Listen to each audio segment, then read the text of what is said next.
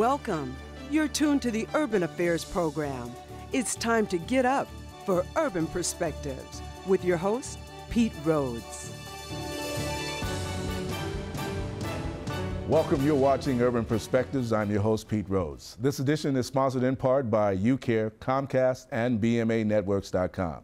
On this episode of Urban Perspectives, we spotlight outstanding leaders in our community as we talk with the titans of industry in food, human resources, and sports. Join us for these enlightening conversations about leadership on this edition of Urban Perspectives.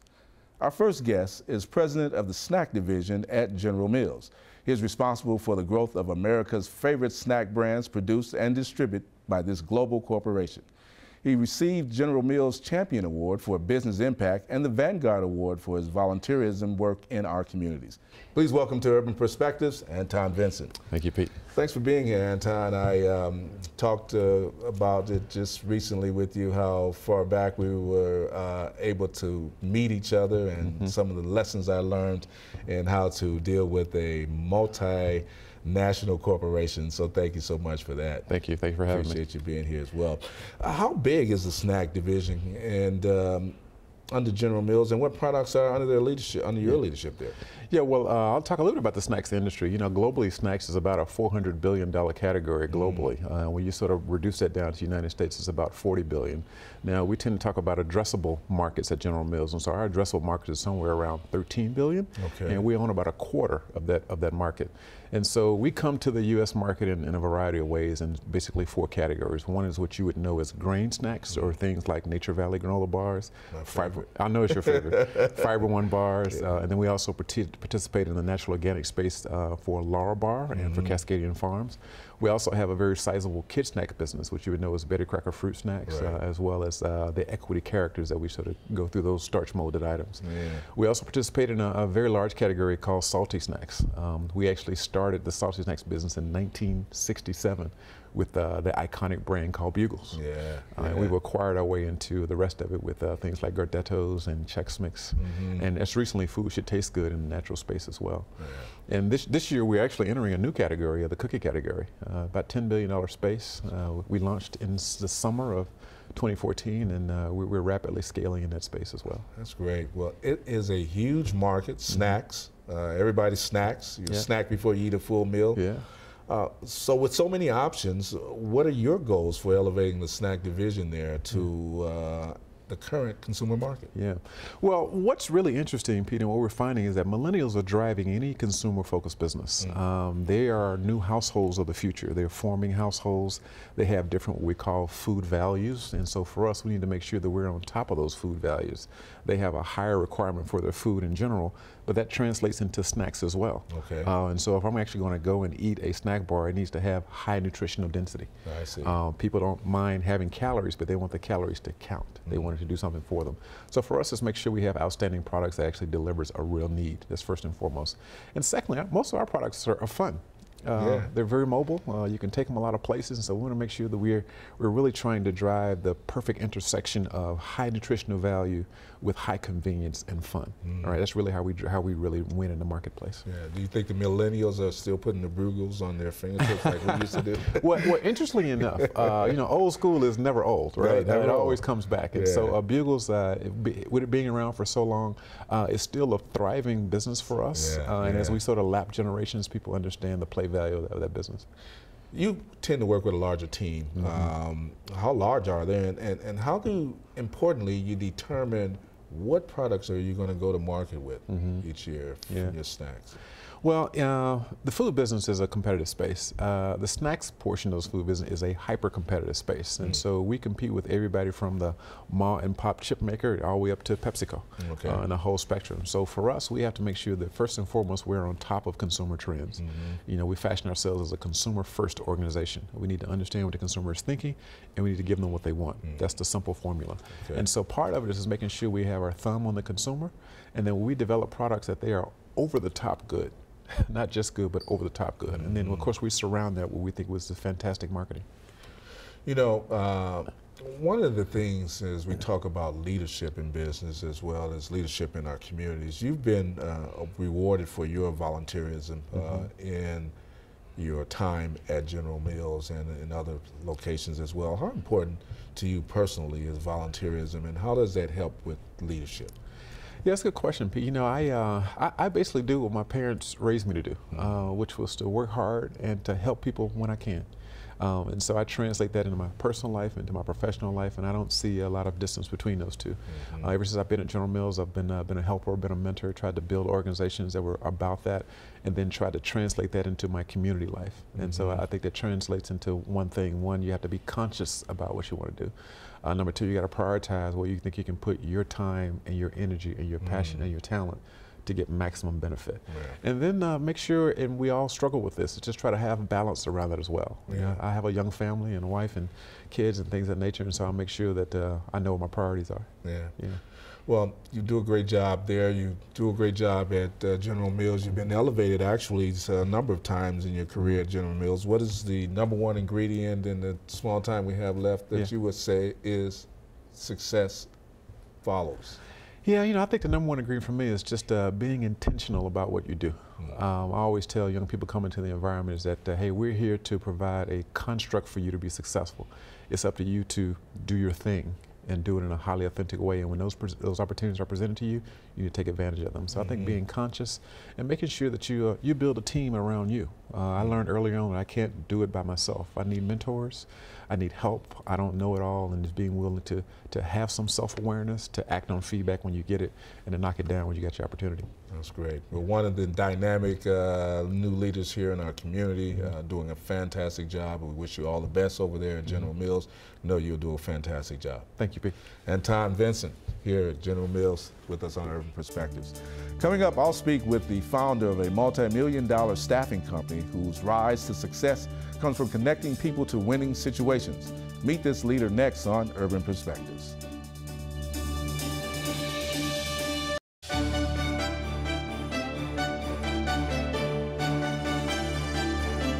Our next guest came to the scene as part of the legendary Minneapolis Sound as a producer and performing duo with his brother known as Bromar. He parlayed this musical success as a producer into the nationally known staffing company who provides specialized staff support to companies around the country. Please welcome to Urban Perspective, Robert, AKA Stone Marsh. How you doing, Stone? Good, Pete. All right, Robert, glad to have you here. Thank you for inviting me. We're looking at some of your credits from Call Me Up, from the 12-inch, and remember that you had your AKA Stone back in the day. So, Robert, how did this success as a music producer, because it was overwhelming success for you there, how did that help influence your current leadership in human resources, you think? Well, I think the most part, Pete, it helped me to be an entrepreneur. It taught me how to organize, how to work with a group of people, and really work with a very difficult industry. And so one of the things people didn't realize, though, first of all, I went to college. Growing up, we played on the Chitless circus when I was about 13. Okay. So when I came to college and graduated, my mother said, you can do whatever you want to, but graduate from college. Right. So once I graduated, I was able to then go into the music industry head first. So it really, really worked for me. In starting Cynico, and we've been in business for 17 years. That's fantastic. A lot of people didn't realize that, you know, I wrote a lot of songs for movie soundtracks and television shows, and people don't realize that, but with the social media, we're more popular now than we ever was before. No, your company is called Cynico, as you were just mentioning. What is the meaning behind the name, and what makes it unique in the staffing world? Well, it's derived from synergy, you know, working together. So one of the things we wanted to do was, how can we parlay the name into working with corporations and organizations? So one of our tagline was working together to keep you ahead. And so that came with Cynico, the Cynico Corporation. I like that. Yes, and so it's been going 17 years strong, and we're in 35 states, have over 1,000 employees. So it's been working really, really wonderful for us right now. That's great. As the owner of that staffing company, Robert, what advice would you give a person who is transitioning their career now? You know, a lot of people are transitioning. Correct. And it's a competitive workforce out there. What advice would you give to them? Well, I would say, you know, education and training is the most important thing, Pete. I think a lot of people think that when they come out of an industry and they're working 10 to 15 years that their career is over. Actually, with the way the economy is going, there's new industries every day. And so what we do, we bring people in as temporaries into banking, into agriculture. Cargill is one of our biggest clients. And, you know, and they first thought, well, I can't get into this organization because I have the experience. But no, you can. You know, you go in as a temporary and then you go in as full-time. We probably place over 250 people permanently a year. So my theory is that get as much training as you can and education, and you can move into different industry and different fields. It's pretty easy, to be honest with you. Well, one of the great things about not only being a successful business person that I know about you is that you are a genuine individual and give back to your community. Right. And we like to show the good things that are happening. Talk a little bit about the Shinning Foundation. Well, the Shinning Foundation, we kind of started that about 5 years ago. And what I was doing, I donate a lot of money per year to all kind of organizations. So, you know, as I was donating, I was thinking, well, is there any organizations that maybe instead of people asking me for donation, maybe I could donate too. And that's where the Shinning Foundation started. And one of our biggest projects was the gym program with the University of Minnesota and Craig Taylor. And I was the first donor to that program. And that they have graduated probably, I think it's been going on about 5 years now. And it's kids who with single family homes and they have difficulties in school, and I think 95% of all of those kids now go to college. That is super. So that's super. That's one of my biggest things right now. Now, you've worked with David Rifkin, that was Prince's producer in the 80s, to produce that hit. I think we might have a copy of it. Oh, yeah, that's it right there. Bromar, he wrote that hit, Call Me Up. Now, how did that expertise, they got you there, right? How did the expertise working with those kind of individuals, and Prince in particular, and those folks that worked in his camp, motivate you to be the leader you are today? Well, one of the things is that when I first met David, I really, you know, he was such a nice guy, and basically we sent a tape, and the next thing you know, we was in the studio. And one of the things I realized that you learn from him. Even today, that he taught me one thing is that, you know, be flexible, you know, and as a producer, you tend to kind of butt heads, but he always say be flexible. And I've in my industry, I've changed many, many times. And so working with those guys was really a education in music, and it taught me not only how to be a producer, but it also taught me how to be a good businessman. And so from music to cynical, and I never missed a beat, and 17 years later, I still get just as much attention from the music that I do from the business. Yeah, well, hey, I appreciate you from a friendship standpoint. I appreciate you from a business standpoint, and you do a great mentoring as well in our community. So thank you so very much. Thank you, man. Be sure you tell your brother Jay Jetson I said hello too, all right? All right. Robert Marsh here with us.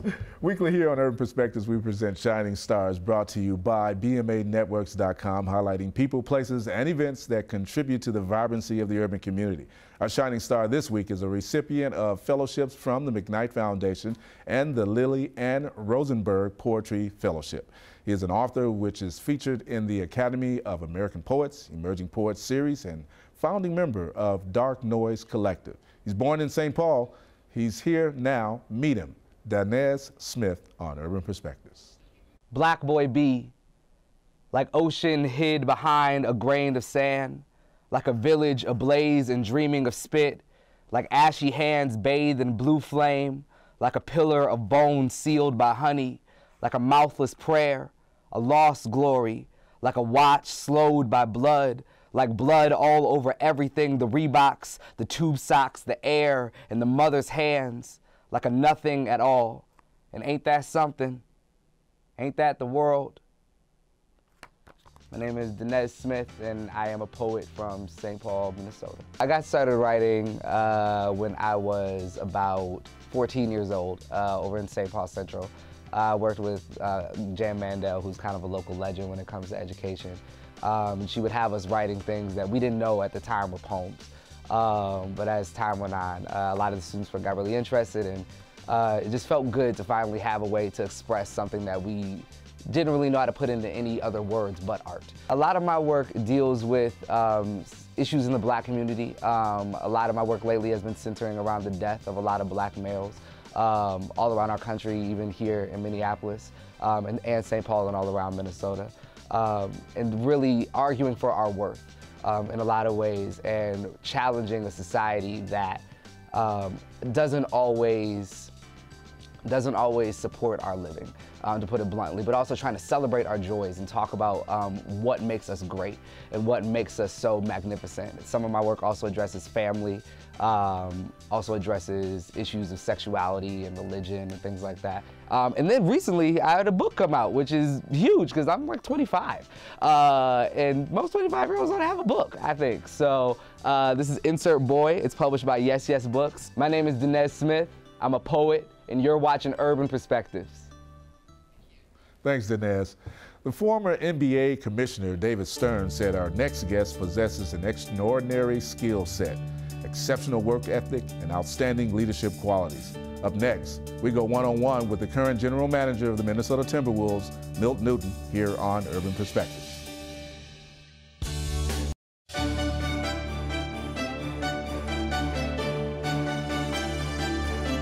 I'm delighted to speak with my next guest. He was the starter on the 1988 University of Kansas Jayhawk NCAA championship team.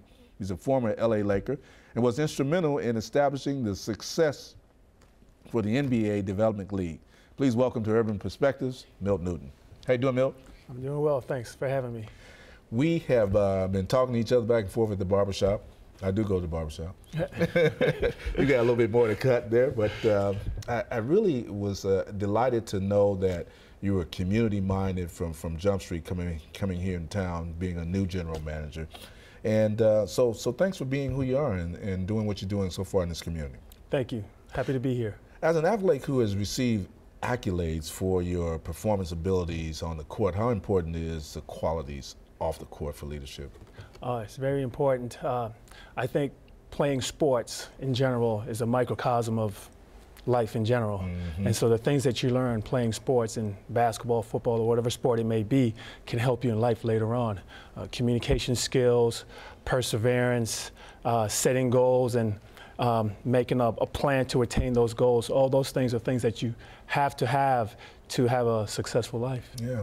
So what skill set did it take for you with those that you just expounded on to become the general manager at the Minnesota Timberwolves? I gather it also took networking. Yeah, that's a little bit to do with it, but for the most part, you got to be able to communicate. Mm-hmm. You have to be able to, one, in my job, identify talent.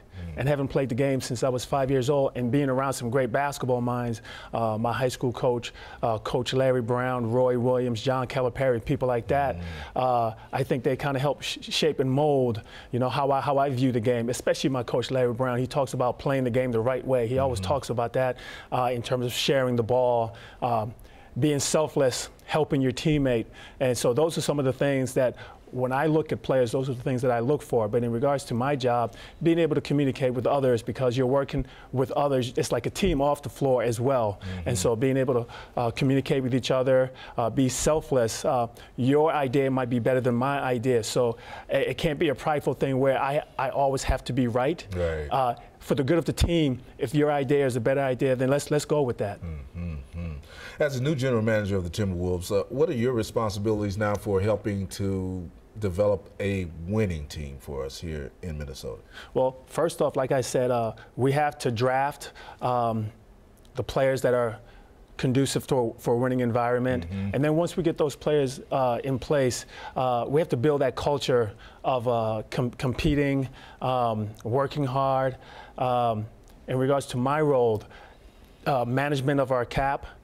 You know, our owner only gives us so much money to spend on the team, and we have to utilize that in a way that's efficient, and it behooves the organization managing our staff and working with the business side, because I believe that in any organization you don't have one or two different entities. You're really one team that have to work together. You know, when you come into that stardom as a young athlete who hadn't had a whole bunch beforehand, now all of a sudden has a lot, how do you translate your leadership abilities to those players on the court, off the court? Well, the one thing I try to tell our players, and like you mentioned, a lot of them didn't have that wealth prior to getting in the sport of basketball, the business of basketball. And so I try to remind them that, you know, the average NBA career is probably 6 years. And so by the time you're done playing this game, you're going to have a lifetime ahead of you. And you have to start managing your finances in a way where it can sustain you. Put yourselves in positions to meet people who can help you manage your finances, as well as look at the proper channels to maybe invest your money in. Far too many times we look at the here and now, and a lot of the young players, they get the money and they spend it right now. Their career is up and they have nothing to show for it. So I try to show them and kind of point them in the right direction to help them with their lives off the court. Yeah. You know, off the court, as the ambassador of the NBA Basketball Without Borders in Africa, your volunteerism and so forth that you were doing, we spoke on earlier, seems to be so important to you. How does that also help you personally and your leadership qualities? Well, I believe that we're all here to serve. And I think as we get older, we really start to realize that. But I was brought up like that by my dad. We didn't get where we are by ourselves. And so if someone helped us along the way, then we should in turn help others. And there are a lot of times when young athletes, young people are looking for that mentor, and I believe that sometimes we can be that mentor. But in regards to basketball and being a global sport, that's something a lot of the young people latch on to. And so we try to, first of all, teach them to play the game the right way, and also to see that because of this, there's so many other different areas you can go into based on that sport. Yeah. Well, we're so glad to have you here in the Twin Cities in Minnesota, and I know that it's just right around the corner. The coaches is working hard. Some of the young players are stepping up now, so we look forward to bigger and greater things in the future. And thank you so much for what you do so far and in the future in this community. All right, thank you very much. Milt Newton, Minnesota Timberwolves. Thank you for watching Urban Perspectives. I would like to thank our sponsors, UCare, Comcast, BMA Networks, and my guests, Anton, Vincent, Robert Marsh, and Milt Newton, our shining star, Danez Smith, and you, the audience, for getting up with Urban Perspectives. Visit our website at urbanperspectives.tv for information on our guests, and like our Facebook page where you can find links to previous broadcasts. And remember, there are positive things that are happening in our cities and in our communities, and you can see them right here on Urban Perspectives. Now enjoy the photos of the week. It's the premiere of the film A Good Life at the Icon Theater. I'm Pete Rhodes, and I'll see you next week.